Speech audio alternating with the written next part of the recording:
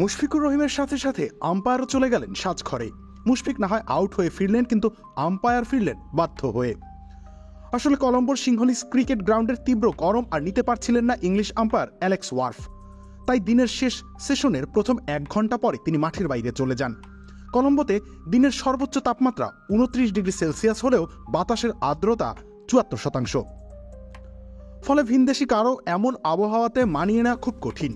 তার অনাকাঙ্ক্ষিত এই বিদায়ের পর তার জায়গায় মাঠে নামেন লঙ্কান স্থানীয় আম্পায়ার প্রাগিত রামবুকেওয়েল্লা। তিনি ম্যাচের রিজার্ভ আম্পায়ার হিসেবে দায়িত্ব পালন করছিলেন। একেই সম্ভবত বলে কারো পৌষ মাস, কারো সর্বনাশ। অ্যালেক্স ওয়ার্ফের ব্যক্তিগত অসুস্থতার সুযোগে প্রথমবারের মতো টেস্ট ক্রিকেটে অনফিল্ড আম্পায়ার হিসেবে অভিষেক হয়ে গেল রামবুকেওয়েল্লার। আর এটা ওইটা না, কাপড় ধোয়ার একটাই সলিউশন, চাকা অল ইন ওয়ান। সাবেক উইকেট রক্ষক রামবুকেওয়েল্লা এর আগে 7টি ওয়ানডে ও 17টি টি-20তে অনফিল্ড আম্পায়ার হিসেবে দায়িত্ব পালন করেছেন। এবারই প্রথমবারের মতো টেস্ট অভিষেক হয়ে গেল তার। অ্যালেক্স ওয়ার্ফ মাঠ থেকে বেরিয়ে যাওয়ার পর তড়িঘড়ি করে ঢুকলেন তিনি, নীরবে গড়লেন নতুন ইতিহাস। রবিউল ইসলাম রনি, খেলা 71।